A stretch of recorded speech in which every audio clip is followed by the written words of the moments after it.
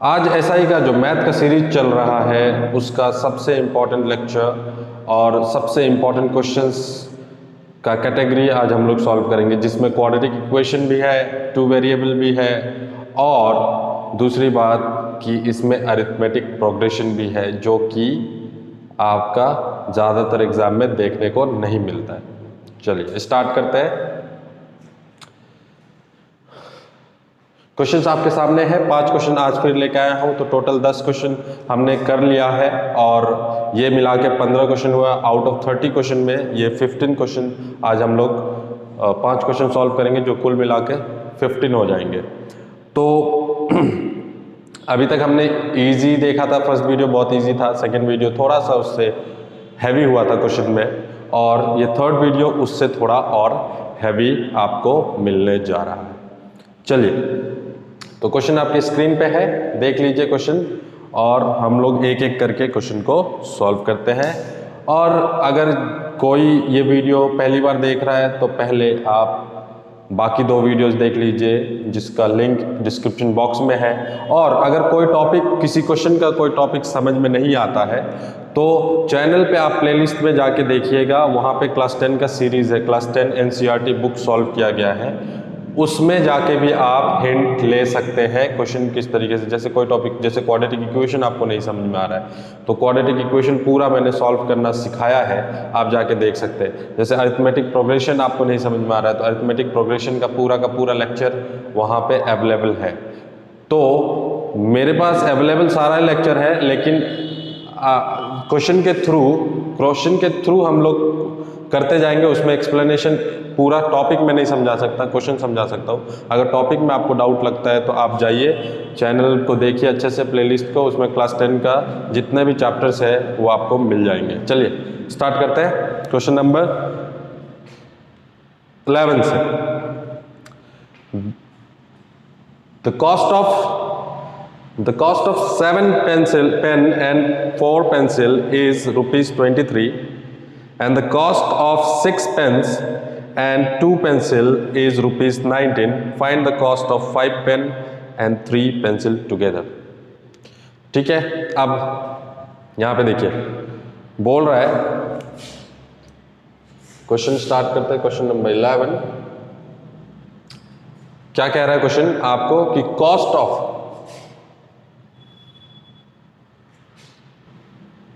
7 pens and 4 pencil, इसका cost है कितना? 23। ठीक है, उसके बाद और एक लिंक दिया हुआ है कि 6 pen and 2 pencil, 6 pen and 2 pencil, ये जो है इसका कॉस्ट है ₹19। ठीक है, और नेक्स्ट क्वेश्चन में क्या पूछा गया है कि 5 पेन एंड 3 पेंसिल का कॉस्ट कितना होगा। ठीक है, तो ये हमारा पास क्वेश्चन है, इसी को हमको देखना है किस तरीके से करेंगे हम लोग। चलिए क्वेश्चन है ये हमारे पास। ठीक है, 7 पेन 4 पेंसिल ₹23, 6 पेन 2 पेंसिल ₹19 और 5 पेन 3 पेंसिल का दाम निकालना है आपको, कितना होगा। अच्छा, यहाँ पे देखिए, यहाँ पे बेसिकली हमारे पास 7 पेन एंड 4 पेंसिल, यहाँ पे पर्टिकुलर पेन का कोई प्राइस नहीं दिया हुआ है और पेंसिल का भी कोई प्राइस नहीं दिया हुआ है, हाँ, लेकिन कंबाइन में दे दिया हुआ है।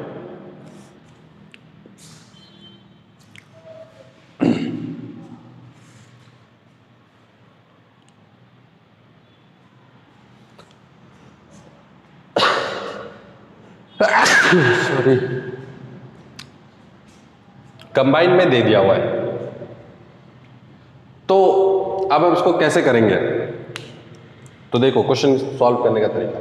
तो अब हमको करना है 2 वेरिएबल, ये क्वेश्चन 2 वेरिएबल का है। लास्ट वीडियो में जो हमने 2 वेरिएबल का इक्वेशन सॉल्व किया था, याद हो आपको, उसी तरीके से इक्वेशन बना के इसको सॉल्व करेंगे। ठीक है, तो आप लास्ट वीडियो को पक्का देख लेना।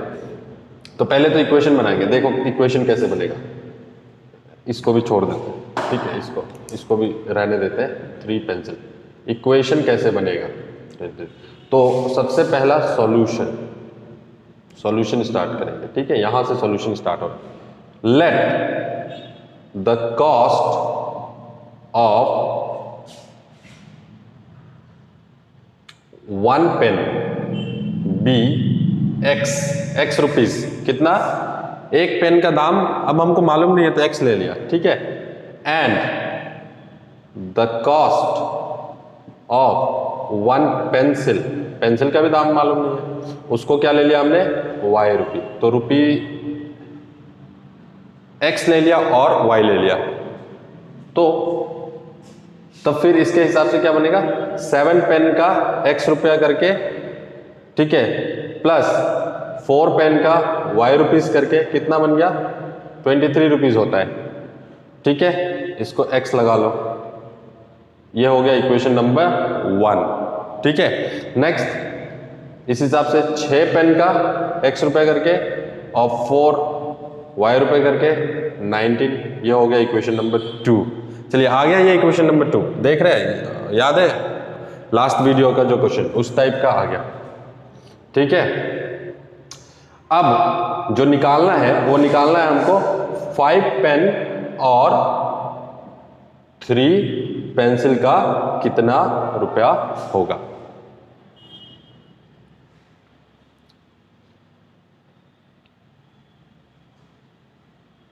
ठीक है, ये हो गया। चलिए अब मैं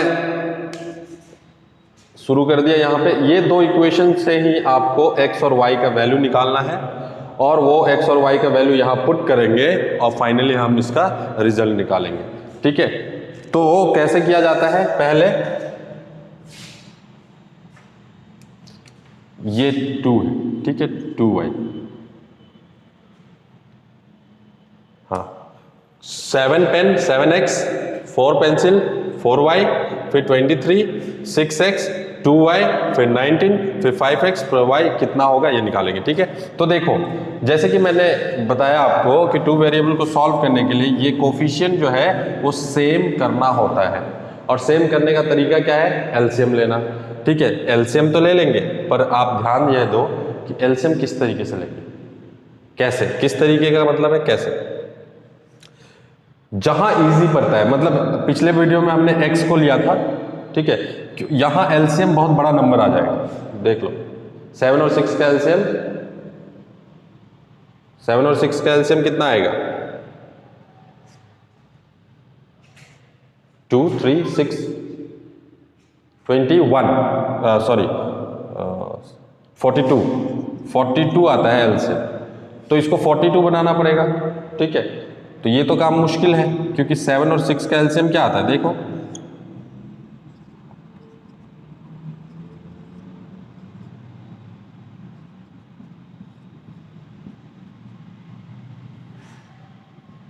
2 इंटू 3 इंटू 7 एंड 42, ठीक है, 42।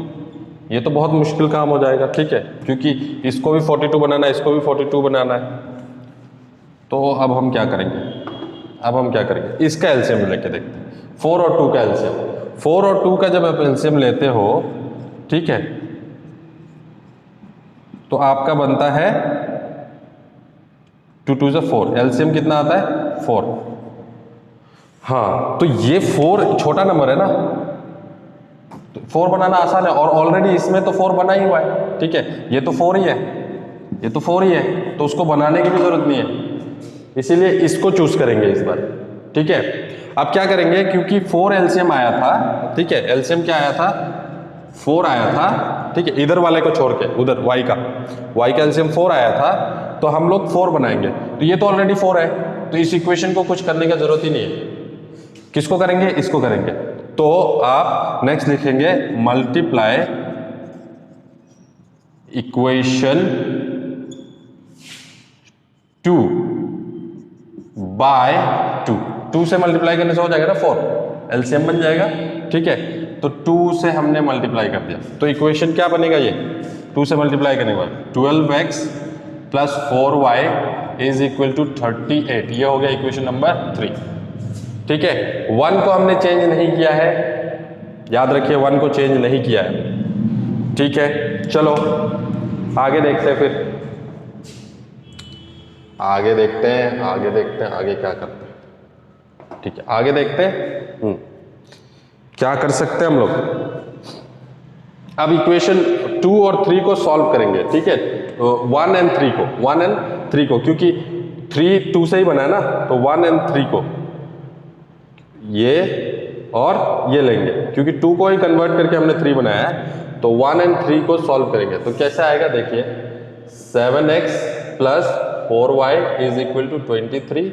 फिर आता है 6x की जगह क्या आ गया 12x, क्योंकि ये इक्वेशन नंबर क्या है 1 है, और ये आ रहा है आपका 4y इज इक्वल टू 38, ये इक्वेशन नंबर 2 आ रहा है।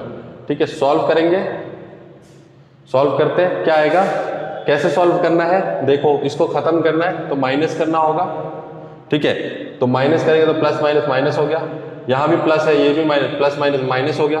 ठीक है, ये भी प्लस है, ये भी प्लस माइनस माइनस हो गया। ठीक है ना, यहाँ साइन जो है कन्वर्ट होकर माइनस बन गया, माइनस बन गया, ये भी माइनस बन गया, ये कैंसिल हो गया। ठीक है, 7 minus 12x, 7 minus 12x minus 5x, ठीक है, is equal to 23 minus 38 minus 15, x का वैल्यू कितना आ रहा है, minus minus cancel, 15 divided by 5 is equal to 3। x हमने क्या माना था याद करो, x माना था हमने कॉस्ट ऑफ पेन, मतलब एक पेन का दाम अब कितना निकल गया 3 रुपया निकल गया। ठीक है, नेक्स्ट काम क्या करेंगे, तो जैसे ही x का वैल्यू मिलता है तो उसको हम लोग इक्वेशन नंबर 1 में डाल देंगे। तो putting x is equal to 3 in equation 1। ठीक है, चलो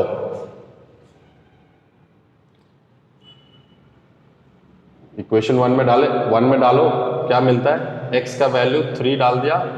ठीक है, y 4y is equal to 23, तो यहाँ पे हो गया 21 plus 4y is equal to 23। ठीक है, ये क्या 4y इज इक्वल टू, ये 21 इधर जाएगा तो माइनस होगा, 23 से माइनस होकर 2 बच गया, y is equal to 2/4 which is 1/2। तो y का वैल्यू हो गया 1/2, 1/2 का मतलब होता है हाफ, मतलब कि 50 पैसा। ठीक है, तो पेन का दाम है 3 रुपया और पेंसिल का दाम है 50 रुपये। चलो फिर देखते हैं क्या आगे क्या होता है, आगे देखो, आगे अब आपको x और y निकाल के छोड़ना तो है नहीं, अब क्या करना है आपको, अब आपको क्या करना है, अब आपको करना है 5 पेन एंड 3 पेंसिल का दाम निकालना है। तो 5 पेन का दाम कितना है 3 रुपीज, इसको अब मैं लिख देता हूँ 5x plus 3y is equal to कितना होगा, तो देखो 5x का वैल्यू हो गया 3 y का वैल्यू होगा 1/2 इज इक्वल टू कितना आएगा 15 प्लस 3/2, 15 प्लस 3/2 का मतलब 1.5 और ये निकल जाएगा 16.5 रुपीज। तो कितना आ रहा है कॉस्ट 16 रुपया 50 पैसा। 5 पेन का एंड 3 पेंसिल का जो कॉस्ट आ रहा है वो 16 रुपीज 50 पैसा आ रहा है, 16.5 रुपीज आ रहा है। ठीक है, चलिए ये हो गया आपका सॉल्यूशन। यहां से शुरू हुआ, ये किया हमने, फिर ये किया, इसके बाद फिर ये किया और यहां तक आ रहा है। ठीक है, तो ये हो गया हमारा सॉल्यूशन। आगे बढ़ते हैं क्वेश्चन नंबर नेक्स्ट, जो क्वेश्चन नंबर 2 है आज का, जो कि पेपर का क्वेश्चन नंबर 12 है।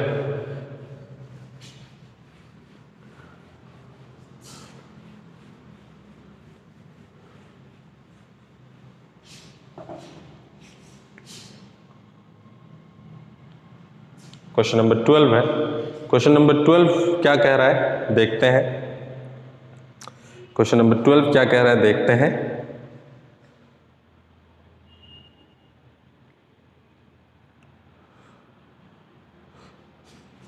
देखिए 4/x minus 3 is equal to 5/2x plus 3x। ठीक है, आपको दिखाई दे रहा है, हाँ, तो ये है क्वेश्चन। अब इस क्वेश्चन को हम लोग इसको सॉल्व करेंगे। ठीक है, सॉल्व करेंगे। अब ये बनेगा क्वाड्रेटिक इक्वेशन का, क्वाड्रेटिक इक्वेशन बनता है, ठीक है।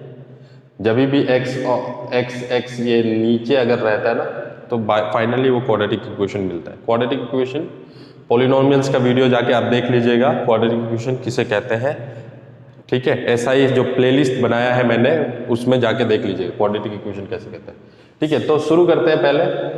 तो देखो यहाँ है 1, ठीक है, 3/1 है ना, इसको सॉल्व करते हैं। दोनों का एलसीएम क्या आएगा, x, ठीक है। एलसीएम क्या आएगा, x।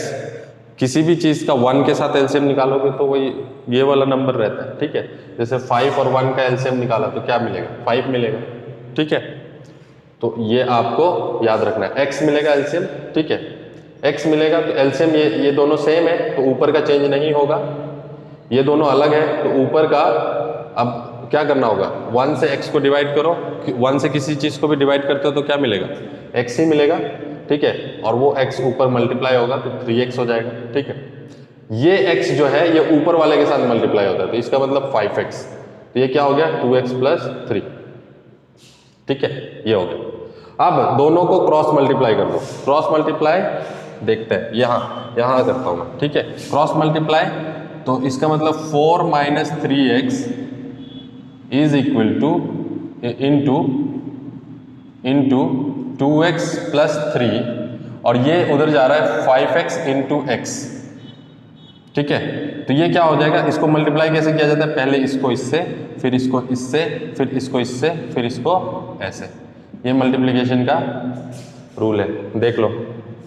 4 × 2x 8x, 4 × 3 + 12, कैसे प्लस है, क्योंकि इसका भी साइन प्लस है, इसका भी साइन प्लस है, ठीक है। फिर -3x × 2x, तो माइनस साइन है ना, माइनस यूज करेगा, -3 × 2 6x², ठीक है। फिर -3x + 3 तो -9x, इधर में 5x × x 5x², ठीक है, ये हो गया। अब देखो अब हमारे पास क्या होगा, अब क्या करना है, अब ध्यान दीजिए क्या करना है, ठीक है। तो लाइक टर्म है, लाइक टर्म 8x - 9x, ये तो 12 हो गया, ठीक है। 8x - 9x -x, ठीक है, ये -6x² है, ये भी एक तरफ कर लो तो -5x² = 0, उस साइड क्या हो गया, 0 हो गया। अब इन दोनों ये भी लाइक टर्म है ना, तो ये भी माइनस होगा, दोनों माइनस है, सेम साइन, प्लस करना होगा। 6x² 5x² -11x², फिर माइनस, फिर +12 = 0, ठीक है, ये तो हो गया। अब देखो क्वाड्रेटिक इक्वेशन में याद रखो, इसको बोलते हैं क्वाड्रेटिक इक्वेशन।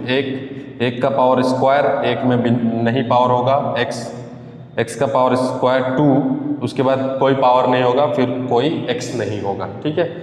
लेकिन ध्यान रखना है कि ये जो x² जो है वो माइनस में मत रखा करो, ठीक है, माइनस में मत रखा करो, उसको पॉजिटिव कर दो। तो इसको पॉजिटिव कर देते हैं। पॉजिटिव करने के लिए क्या करेंगे, पूरा इक्वेशन को माइनस साइन से मल्टीप्लाई कर सकते हैं। देखो कुछ भी कर सकते हैं हम लोग, पूरा इक्वेशन को 2 से मल्टीप्लाई कर सकते हैं, पूरा इक्वेशन को 2 से डिवाइड कर सकते हैं, तो इक्वेशन चेंज नहीं होता है कभी भी। अगर हम लोग ऑपरेशन पूरा का पूरा इक्वेशन में ही कर दिया तो कभी भी इक्वेशन पे कोई फर्क नहीं पड़ता है, ठीक है। तो इसका मतलब अगर हम माइनस साइन से सबको मल्टीप्लाई कर दे तो माइनस माइनस प्लस, ये minus minus plus, plus minus -12 = 0, ये हो गया। चलिए ये हो गया। अब क्वाड्रेटिक इक्वेशन को किस तरीके से सॉल्व किया जाता है, मिडिल टर्म स्प्लिट करके। उसके लिए देखो क्वाड्रेटिक इक्वेशन का बेसिक फॉर्म होता है ax² + bx + c = 0। ये है 11, यहाँ पे 11x, ठीक है, प्लस x, b के जगह पे क्या है यहाँ पे 1, ठीक है, c के जगह पे यहाँ पे क्या है -12, ठीक है, = 0। तो ये क्वाड्रेटिक इक्वेशन के फॉर्म में आ रहा है। चलो अब इसमें पहला रूल क्या बोलता है, a × c करना है। a × c मतलब 12, और इसको दिखाना नहीं है, ये आप रिटन में भी नहीं दिखाओगे, ठीक है। 11 × 12, देख लो, अगर इन दोनों को प्लस करके या माइनस करके ये बीच का वैल्यू आ रहा है, यहाँ बीच का वैल्यू क्या है 1, ठीक है, जो यहाँ पे है बीच का वैल्यू क्या है 1, ठीक है, बीच का वैल्यू क्या है 1। अगर मल्टीप्लाई करके ये दोनों को मल्टीप्लाई करने के बाद ऐसा फॉर्म में बनेगा, ठीक है, तो बेसिकली ये फैक्टर है, हम इसको मल्टीप्लाई भी कर सकते हैं लेकिन मल्टीप्लाई करना नहीं है, क्योंकि मल्टीप्लाई करने के बाद ये बन जाएगा 132, फिर फैक्टर ही निकालना है, ठीक है, और फैक्टर निकालना ही है, तो इसको मल्टीप्लाई करने का जरूरत नहीं है। लेकिन बिना मल्टीप्लाई किए आप ये देख लो कि दोनों का प्लस करके या माइनस करके ये वैल्यू आ रहा है क्या 1, ठीक है, तो देखो प्लस करने से तो 33 हो जाता है, लेकिन माइनस करने से क्या बन जाता है 1 आ रहा है, ठीक है। तो हम क्या करेंगे, इन दो वैल्यू को लेंगे, यूज करेंगे। कैसे यूज करेंगे, इसको लिखेंगे 11x² प्लस वो 11 और 12 दोनों को लेना है, ठीक है, 12, तो 1 कब आएगा, 12 माइनस 1 करने से, 12 माइनस 11 करने से 1 आएगा ना, है कि नहीं, इसीलिए 12 को पहले लिखा, ठीक है, और क्योंकि ये x है ना तो x भी लगा दो, ठीक है, फैक्टर में x भी है, और फिर माइनस 11 ये x। अब बेसिकली ये क्यों किया हमने, ये हमने इसी को लिखा है, 1x ही है लेकिन इस फॉर्म में लिखा है, 12 माइनस 11 भी तो 1 ही होता है ना, तो हमने क्या 1x को ही 1x नहीं लिख के 12x माइनस 11x लिखा, और ये 12x माइनस 11x ही क्यों लिखना है, क्योंकि फैक्टर का हिसाब से यही बन रहा है, ठीक है। एक और क्वेश्चन है इससे आगे, उसमें भी क्लियर हो जाएगा ये आपको, ठीक है। तो 11x और ये तो -12 था ही पहले से, ठीक है, तो ये हो गया 0। अब देखो कॉमन लेना है, ये जो पहला 2 है और लास्ट का 2 है, इसमें कॉमन ढूंढेंगे, ठीक है, इन दोनों में, पहले इन दोनों में कॉमन ढूंढो, क्या है x कॉमन है, ठीक है, तो x को बाहर निकाल लिया हमने, यहाँ बच गया 11x, यहाँ से एक x निकला हुआ है, ठीक है, x इंटू x था, उसमें से एक x बाहर निकाल लिया हमने तो x हो गया, और यहाँ x बच गया, यहाँ से x निकल चुका है तो यहाँ सिर्फ 12 बचेगा, ठीक है। अब देखो यहाँ कुछ कॉमन है, कुछ भी कॉमन नहीं, क्योंकि इसमें x है इसमें नहीं है, ठीक है, ये 11 है ये 12 है, कुछ भी कॉमन है, कोई फैक्टर कॉमन नहीं है, कोई फैक्टर कॉमन नहीं है। अगर कोई फैक्टर कॉमन होता तो उसको हम निकाल लेते, ठीक है, फैक्टर तो माइनस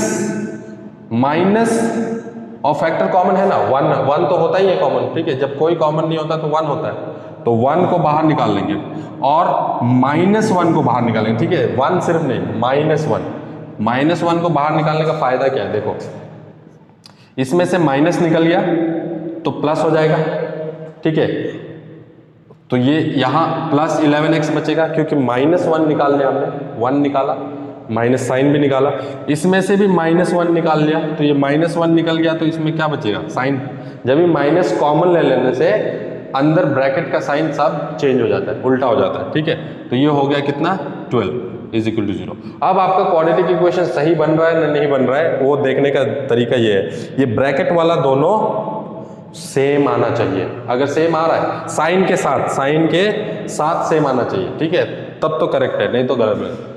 चलो आगे देखते हैं, फिर आगे क्या है, अब क्या बना, तो ये पूरा सीरीज में इसमें अब क्या कॉमन है, अब कॉमन है 11x + 12, 11x + 12, ये दोनों के बदले में एक बार लिखेंगे, ठीक है, और जो बच रहा है x बच रहा है और क्या बच रहा है -1, तो x - 1 = 0, ठीक है। तो अब इंडिविजुअली इन दोनों का 0 से इक्वेट करो, 11x + 12 = 0, ठीक है, एंड x - 1 = 0, ये भी है, ठीक है। इधर से क्या बनेगा, इधर से 11x + 12, तो 12 उधर गया इक्वल टू के, तो -12 हो जाएगा, और x का वैल्यू आएगा -12/11, ठीक है, ये एक वैल्यू आ गया, और यहां से एंड x - 1 = 0, x का वैल्यू यहां पे क्या आ रहा है, वो उधर गया +1, तो x का दो वैल्यू क्यों निकला है, क्योंकि ये क्वाड्रेटिक इक्वेशन है, याद है degree of polynomial degree of polynomial, अगर डिग्री 2 है तो x का 2 वैल्यू निकलेगा। डिग्री क्या होता है, इसको बोलते हैं, ठीक है, अगर 2 है तो 2 वैल्यू निकलेगा x का। इस इक्वेशन में ये है, इसको बोलते हैं क्वाड्रेटिक इक्वेशन। जिसको क्वाड्रेटिक इक्वेशन नहीं समझ में आ रहा है, आप प्लीज प्लेलिस्ट में जाइए, वहां पे जाके पहले आप क्वाड्रेटिक इक्वेशन का बेसिक को देख लो, ठीक है। चलो आगे बढ़ते हैं।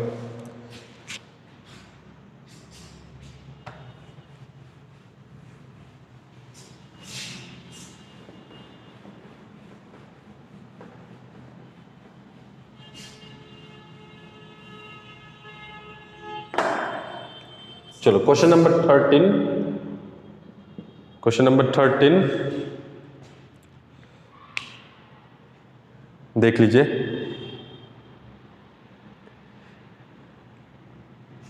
Eight x 6 days less than the time taken by B to finish a piece of work.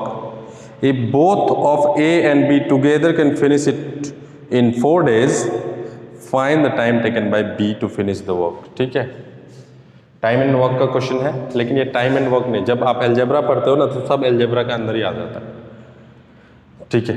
तो देखते हैं क्या है। तो सबसे पहले बोला कि ए 6 दिन कम लगाता है बी से, कोई भी काम ना, ए और बी, ठीक है। तो मान लो ए x डेज लगाता है, ठीक है, डायरेक्ट लिखता हूं मैं, लेट B takes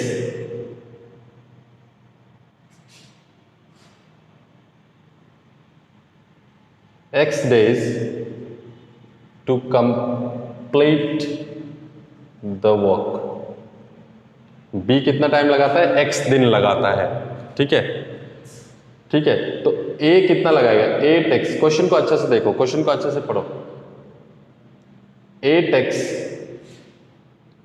तो A लगाएगा x माइनस 6 डेज, है ना,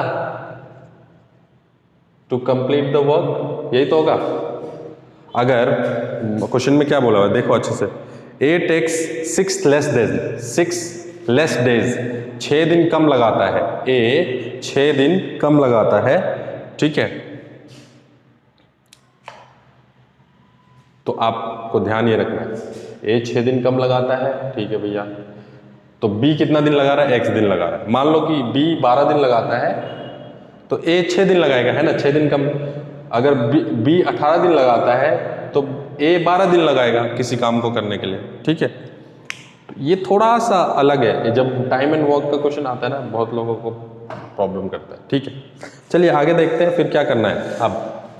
अब निकालो टाइम एंड वर्क में एक बहुत इंपॉर्टेंट स्टेप, और वो स्टेप है एक दिन का काम निकालने का, ठीक है।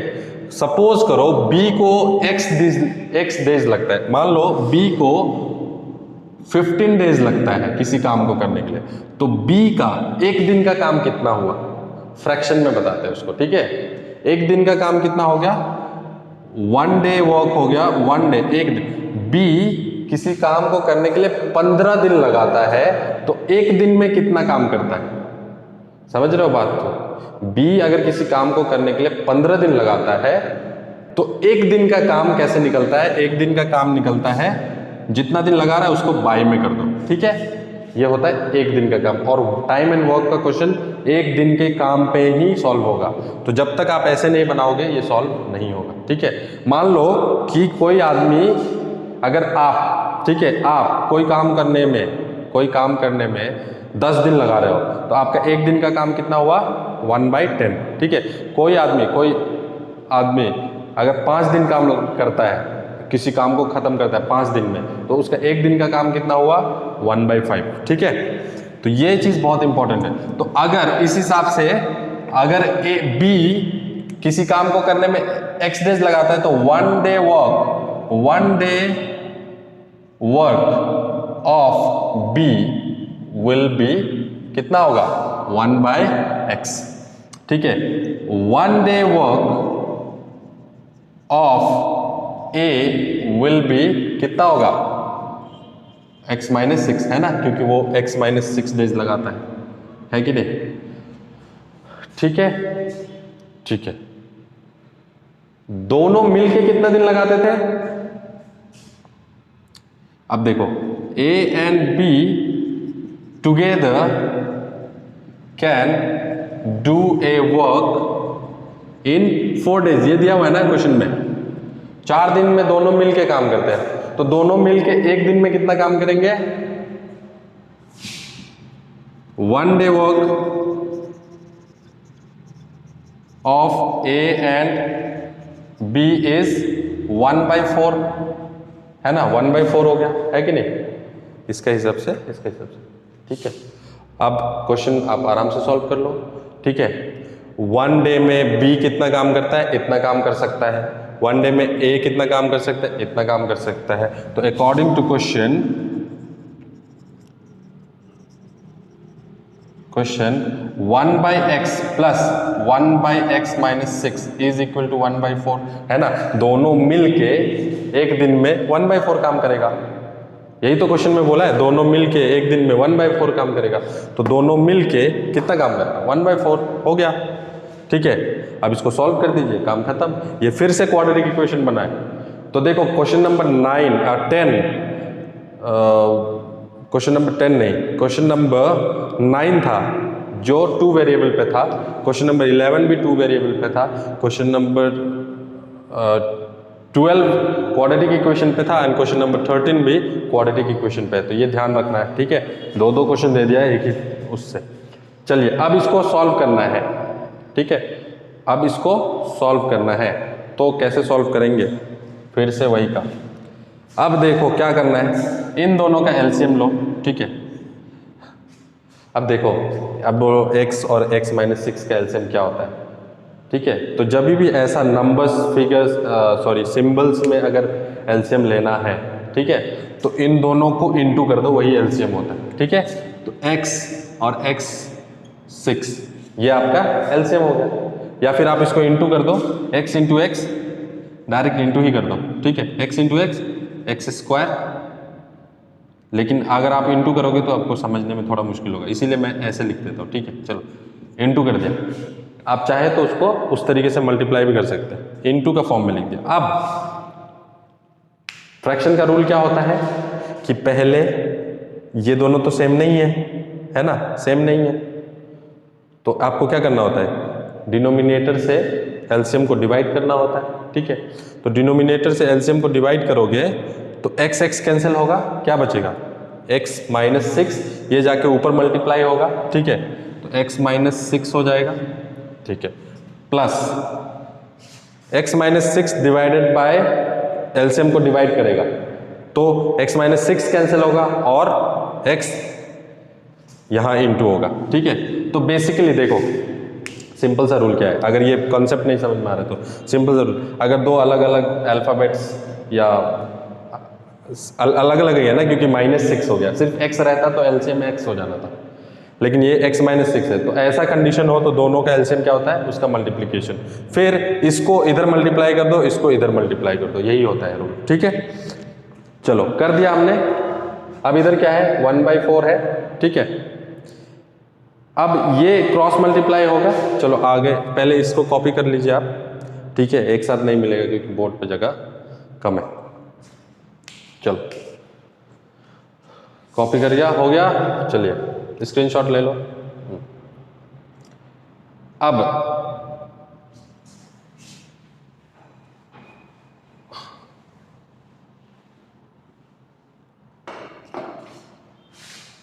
देखो यहाँ का स्टेप यहाँ पे अब जाएगा, ये इधर गया 1 के साथ मल्टीप्लाई, ये इधर आया इसके साथ मल्टीप्लाई हुआ, ठीक है। तो ये 4 जो है सब के साथ मल्टीप्लाई होगा, याद रखना, ठीक है। तो 4x फिर -6, ठीक है, तो -24, फिर 4 into x plus x is equal to ये गया उधर 1 के साथ मल्टीप्लाई हुआ तो एज इट इज, ठीक है, हो गया।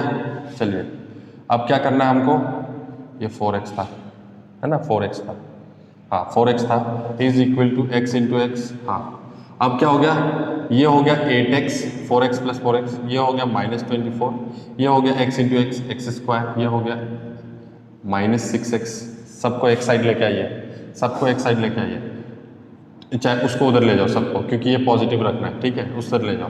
तो 0 हो गया, एक्स स्क्वायर हो गया, -6x हो गया, ये जाएगा तो -8x हो जाएगा, ये जाएगा तो +24 हो जाएगा, ठीक है, क्लियर।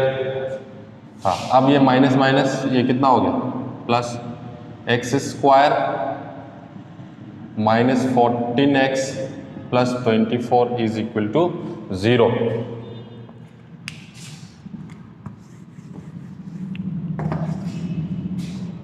अब फिर से क्वाड्रेटिक इक्वेशन आया, अब फिर से क्वाड्रेटिक इक्वेशन आया, तो देखो क्वाड्रेटिक इक्वेशन में फिर से क्या करना होगा, इन दोनों को मल्टीप्लाई करना होगा। यहाँ तो 1 ही है, तो मल्टीप्लाई होकर कुछ क्या मिलेगा, 24 ही मिलेगा, ठीक है। 24 का फैक्टर निकालो,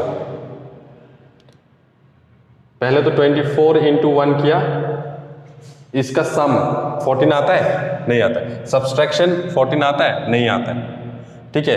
इसका मतलब कि अब हमको इस 24 का फैक्टर निकालना पड़ेगा, ठीक है, और निकालना पड़ेगा, तो 2 12, ठीक है। ये 1 है, 1 को गायब भी कर दो क्योंकि 1 का कोई काम नहीं है, अभी काम नहीं है, ठीक है। चलिए, तो क्या हो गया, अब आया फैक्टर, 24 का फैक्टर कितना हो गया, 2 इंटू 12, है ना, 2 इंटू 12, 2 और 12 को प्लस करने से क्या मिलता है, 14 हो गया। ये फैक्टर यूज करेंगे 24 का, इन दोनों को मल्टीप्लाई करके जो मिला 24, उसका ये फैक्टर यूज करेंगे। ये वाला फैक्टर काम का नहीं है, ठीक है, ये फैक्टर काम का नहीं है, ये वाला फैक्टर काम का है, क्योंकि हमको ये बीच वाला वैल्यू चाहिए होता है, ठीक है। अब देखो थोड़ा सा यहाँ इंपॉर्टेंट कंसेप्ट एक और है, 1x स्क्वायर -14 चाहिए, 14 नहीं चाहिए, तो 2 + 12 ये तो 14 होता है। -14 होने के लिए क्या करना पड़ेगा, -14 होने के लिए दोनों का साइन माइनस होना पड़ेगा, ठीक है ना। तो हम क्या करेंगे, -12x, x यहाँ से मिल रहा है हमको, पिछले क्वेश्चन में भी यही किया था, फिर -2x, ठीक है। माइनस माइनस साइन क्यों लिया, क्योंकि सिर्फ वैल्यू को नहीं साइन को भी देखना होता है, ठीक है। तो 14x बन रहा है ना, -14x बन रहा है, ठीक है, +24 इज इक्वल टू 0 हो गया। चलिए अब कॉमन लेंगे, इन दोनों में कॉमन क्या है, इन दोनों में कॉमन क्या है, ठीक है, कॉमन लेते हैं, कॉमन लेते हैं, x कॉमन है, ठीक है, 1 भी कॉमन है, तो 1 को हटा ही सकते हैं हम लोग, 1 तो लिखने का भी जरूरत नहीं होता है, ठीक है। तो x कॉमन है दोनों में, हाँ x लिखेंगे, यहाँ से x निकल गया तो 12 बचा, ठीक है। अब देखो यहाँ क्या कॉमन है, x तो कॉमन नहीं है, लेकिन 2 कॉमन है, 2 क्योंकि इसमें भी है और इसमें भी है, इसमें 24 में 2 कहाँ है, 2 इंटू 12 में 2 है ना, 24 को 2 इंटू 12 लिख सकते हैं हम, तो 2 है इसके अंदर, है कि नहीं, तो 2 इसमें भी है, इसमें भी है, 2 को बाहर निकाल लिया, तो 2 को बाहर निकाल लिया, -2 बाहर निकाला, देखो 2 नहीं, सिर्फ -2, माइनस साइन बाहर निकला, तो ये जो x बचेगा ये तो पॉजिटिव हो जाएगा, ठीक है। यहाँ से -2 निकाल दिया, तो पहले साइन चेंज करो, प्लस साइन से क्या हो जाएगा, -2, 2 निकला, ठीक है, माइनस निकल गया तो माइनस, ठीक है, और 2 निकला तो ये क्या बचेगा, 12। बहुत लोग सोचते हैं 2 निकल गया तो 22 होगा, 22 नहीं, फैक्टर में निकलता है, याद रखिए फैक्टर में निकलता है, ठीक है, इज इक्वल टू 0।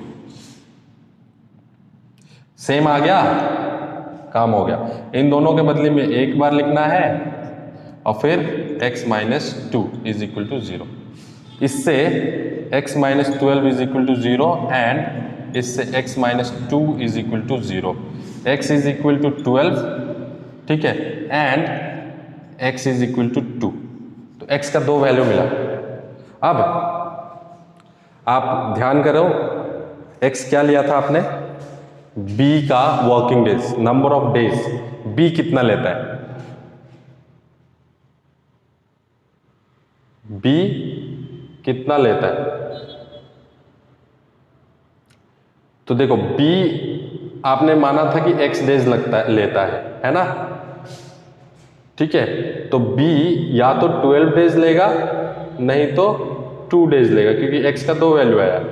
अब देखो 2 डेज को हमको नहीं लेना है, क्यों नहीं लेना है, क्योंकि क्वेश्चन में बोला था कि जब a काम करता है तो a 6 दिन कम लेता है, किससे, b से, तो बी अगर 2 दिन लेगा तो ए का वर्किंग डेज माइनस में चला जाएगा, -6 -4 आ जाएगा, तो वो पॉसिबल नहीं है। ठीक है, इसीलिए बी कितना ले रहा है 12 डेज, तो ये पॉसिबल है कि बी 12 डेज ले तो ए 6 डेज लेगा क्योंकि 6 दिन कम लेगा। ठीक है, तो ये पॉसिबिलिटी है, इसीलिए 12 डेज को लेंगे। इसका आंसर होगा 8 बी टेक्स 12 डेज। ठीक है, ए का तो नहीं पूछा है, बी का ही पूछा है। वैसे ए का भी आप निकाल सकते हो, ए का क्या निकाल सकते हो, ए टेक्स बी जितना लेगा उससे 6 दिन कम। ठीक है, तो 12 - 6 कितना आ गया 6 डेज।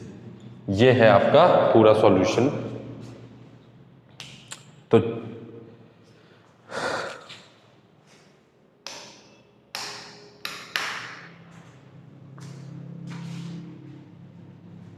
ये आपका पूरा सॉल्यूशन हो गया। चलिए आगे देखते हैं।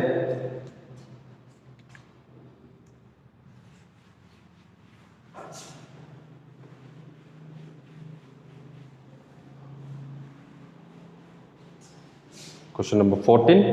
क्वेश्चन नंबर 14 बहुत इंपॉर्टेंट चल रहा है क्योंकि ये सारा का सारा ही क्वेश्चन इसी तरीके से बनने वाला है।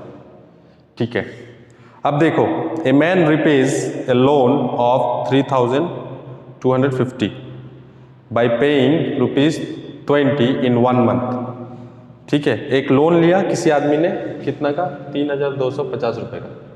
ठीक है, और इस लोन को उसने पे किया कैसे, किस हिसाब से, एक महीना में 20 रुपया करके दिया, पहला महीना में 20 रुपया दिया। ठीक है, चलो सपोज करो इस महीने लोन लिया, नेक्स्ट मंथ में 20 रुपया दिया।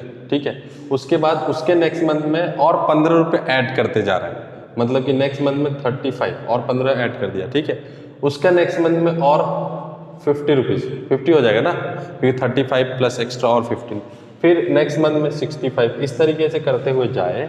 ठीक है, तो कितना दिन में ये, कितना महीना में ये लोन क्लियर करेगा। ठीक है, ये अब क्वेश्चन है एपी का अर्थमेटिक प्रोग्रेशन, जिसको आपको अच्छे से समझना है तो आप पहले एपी का वीडियो देख लेना। प्लेलिस्ट में क्लास 10 में अरिथमेटिक प्रोग्रेशन में आप जाके देखना, वहाँ पे बेसिक मिलेगा। ठीक है, मैं सारा बेसिक कवर नहीं कर सकता हूँ, इसका सॉल्यूशन दिखाऊंगा। ठीक है, तो चलिए क्या बनता है। तो एपी में सबसे पहला क्वेश्चन है सबसे पहला जो पेमेंट किया उसने 20 रुपया किया। ठीक है, ठीक है, फिर दूसरा पेमेंट 35 का करेगा, फिर तीसरा पेमेंट 50 का करेगा, फिर 65 का करेगा, एंड सो ऑन करते जाएगा। इसी को बोलते हैं अरिथमेटिक प्रोग्रेशन, जब सेम इक्वल अमाउंट बढ़ते जाता है। ठीक है, इक्वल, जब डिफरेंस निकालोगे ना, दोनों का डिफरेंस क्या आएगा 15, इधर भी क्या आएगा 15, इधर भी क्या आएगा 15, इसको बोलते हैं अरिथमेटिक प्रोग्रेशन। ठीक है, और इसको, ये जो 15 है ये डी होता है, डी मतलब कॉमन डिफरेंस। ठीक है, चलो एपी, ये अब क्या करना है आपको कि इन सब को प्लस करके, जब जितना भी लास्ट अमाउंट जो भी देगा वो, उन सब को प्लस करके कितना आना चाहिए 3250 आना चाहिए। ठीक है, इसको बोलते हैं सम ऑफ एपी। तो एसएन यहां से स्टार्ट करते हैं, AP SN, sum of AP given है कितना 3250 रुपीज। ठीक है, ए होता है ये जो आपको बन रहा है ना अरिथमेटिक प्रोग्रेशन, इसका जो फर्स्ट वैल्यू होता है इसको बोलते हैं ए। ठीक है, डी होता है कॉमन डिफरेंस, जो आपका डिफरेंस चला आ रहा है वो कितना है 15 रुपीज का। ठीक है, ठीक है, अच्छा, अब हमको पता करना है एन मतलब होता है नंबर, ये 1 जैसे ये 2 ये 3 ये 4, इस तरीके से लास्ट वाला टर्म जो होगा उसको हम लोग एन बोलते हैं। ठीक है, तो एन पता करना है हमको, मेन यही है, क्योंकि ये फर्स्ट मंथ, ये सेकंड मंथ, ये थर्ड मंथ, ये फोर्थ मंथ, लास्ट वाला मंथ पता चल जाएगा आपको। अब एपी का फॉर्मूला होता है सम ऑफ एपी का, सम ऑफ एपी का फॉर्मूला है S N is equal to n/2 2a plus n-1 d, ये फॉर्मूला आपको याद रखना पड़ेगा। ठीक है, सम ऑफ एपी, तो सम ऑफ एपी कितना दिया हुआ है 3250, n आपको मालूम नहीं है। ठीक है, 2, a आपको मालूम है 20, n आपको मालूम नहीं है। ठीक है। डी आपको मालूम है 15। अब हम करेंगे, ये इधर गया तो बनेगा 6500 एन, ये बना 40, ये बना 15 एन, ये बना 15, ठीक है। अब क्या करेंगे, इसको सबको मल्टीप्लाई करो 6, ठीक है। मल्टीप्लाई पहले माइनस कर लो, ये माइनस होकर कितना बन जाएगा 25 प्लस 15 एन, ठीक है। तो 6500 N into 25 N plus 15 N square, 15 N square, ठीक है। अगेन देखो एन स्क्वायर हो गया, ये फिर से क्या बन गया 3 क्वेश्चन, क्वाड्रेटिक पे 3 क्वेश्चन मिल रहा है, ठीक है। चलिए आगे बढ़ते हैं, ठीक है। इसको एक तरफ कर लो, ठीक है। तो हम क्या कर लेते हैं 6500 को उधर भेज देते हैं, तो इधर 0 बच गया, 25 N plus 15 N square minus 6500, ठीक है। अरेंजमेंट करेंगे, अरेंजमेंट करके क्या बनेगा 15 N square plus 25 N minus 6500 is equal to 0, ठीक है।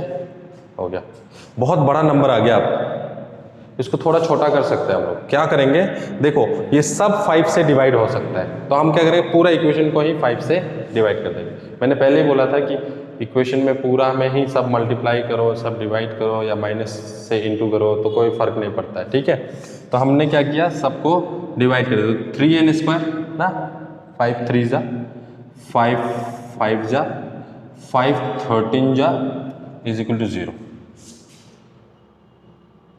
ये हो गया। अब क्या करेंगे 3 और 1300 को मल्टीप्लाई करेंगे, ठीक है। तो 3 और 1300 को मल्टीप्लाई किया, 3 और 1300 को मल्टीप्लाई किया, तो पहले तो प्लस करके देखो बीच का वैल्यू आ रहा है क्या, नहीं आ रहा है। माइनस करके देखो बीच का वैल्यू आ रहा है, नहीं आ रहा है। इसका मतलब कि 3 का फैक्टर तो और नहीं निकलेगा, लेकिन 1300 का फैक्टर और निकल सकता है, ठीक है। तो पहले हम इसको फैक्टर निकाल लेंगे, तो 1300 का फैक्टर निकालो। 1300 का फैक्टर क्या आ रहा है, 1300 का फैक्टर क्या आ रहा है 2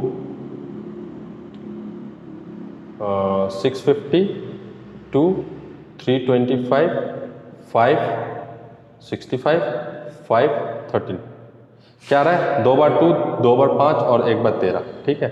देख ले, 2 बार 2 2 बार 5 और 13, ये पूरा 13 इंटू 3 का फैक्टर ये है, ये 3 तो ऑलरेडी, इसको मल्टीप्लाई करके फैक्टर निकालने से भी यही आएगा, ठीक है। इसलिए मल्टीप्लाई मत करना, ये इसको तो साइड में रखो, इसको लिखो और पूरा को लिख दो साथ में, ये 3 भी, ये 3 ये यहाँ से आया, ठीक है। और बाकी 1300 का ये फैक्टर है, ये 3 यहाँ से आया, ठीक। अब देखो इसको अरेंज करो, इसको ऐसे अरेंज करो, फैक्टर को 2 फैक्टर में बनाओ, मतलब कुछ को कंबाइन करके कुछ को कंबाइन करके 2 फैक्टर बनाओ, ठीक है। और उनका सम और डिफरेंस ये 5 आना चाहिए। तो देखो मैं तो डायरेक्ट बता रहा हूँ आपको, ठीक है। आप ऐसा कर लो 5, ये 3 को एक साथ मल्टीप्लाई करो, कितना होगा 25 3, ऐसा करो, इसको 65 कर लो, ठीक है। 5 इंटू 13 65, और बाकी ये कितना हो गया देखो 5 इंटू 2 10 10 इंटू 2 20 20 इंटू 6 60, इसको हम ऐसे भी लिख सकते हैं 60 इंटू 50 65, ठीक है। अब देखो 60 और 65 का डिफरेंस क्या मिलेगा हमको 5 मिलेगा, ये फैक्टर यूज करेंगे, ठीक है। ये फैक्टर यूज करेंगे, चलो आगे करते हैं फैक्टर यूज। 60 और 65 यूज करना है, याद रखो, ठीक है। तो प्लस साइन चाहिए, 3n plus 65n minus 60n minus 1300 is equal to 0, देख रहे हो 65n माइनस 60n करने से 5n मिल जाता है, ठीक है। हाँ, कॉमन लेंगे, कॉमन लेंगे, इन दोनों में कॉमन क्या है, कुछ नहीं है, n है, n कॉमन लिया, यहाँ क्या बचेगा 3n, यहाँ क्या बचेगा 65, ठीक है। यहाँ लेंगे हम -20 कॉमन, -20 कॉमन करने से 3n बचेगा, ठीक है, प्लस 65 बचेगा इज इक्वल टू 0, देख लो सेम आ गया। सेम आ गया, ठीक है। तो क्या करना है हमको, 3n + 65 को एक बार एंड n - 20 को एक बार लिख देंगे 0। अब नेक्स्ट काम, 3n + 65 = 0। यहाँ से n का वैल्यू क्या निकलेगा, -65/3, n का वैल्यू -65/3, ठीक है। दूसरा इससे क्या निकलेगा, n - 20/0, n = 20, ठीक है। तो जब हम कोई काउंटिंग बता रहे हैं, n निकल गया हमारा, ठीक है, n नंबर, इसका मतलब 1 2 3 4 5 6 7 ऐसे करके 20 महीना में लोन क्लियर हो जाएगा, 20 महीना में लोन क्लियर हो जाएगा, ठीक है। ये वाला वैल्यू n का नहीं लेंगे क्योंकि महीना काउंटिंग बता रहा है ना, महीना का, वो माइनस में तो नहीं हो सकता है ना, इसीलिए ये वाला वैल्यू नहीं लेंगे, ये वैल्यू आपका एप्लीकेबल होगा, ठीक है, ठीक है। अच्छा, किसी को डाउट होता है कि दोनों ही पॉजिटिव में आ गया, तो जैसे लास्ट वीडियो में आया था, उसको भी एनालाइज करके देखना होगा कि ये पॉसिबल है भी कि नहीं, ठीक है। माइनस में काउंटिंग नहीं हो सकता, इसलिए ये पॉसिबल नहीं, ये पॉसिबल है। तो टोटल कितना महीना लग रहा है, 20 महीना लग रहा है। चलिए, ये हो गया तीसरा क्वेश्चन क्वाड्रेटिक इक्वेशन पे। बहुत ज़्यादा क्वेश्चन दिया है। 15, क्वेश्चन नंबर 15 देखते हैं, लास्ट।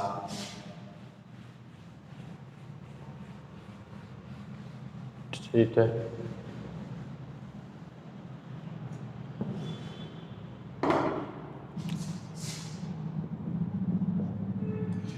देखते हैं। A man goes 10 metre due east, east के तरफ गया, कितना यहाँ है मान लो अभी, ठीक है। 10 मीटर कहाँ गया, ईस्ट के तरफ गया, ठीक है, 10 मीटर।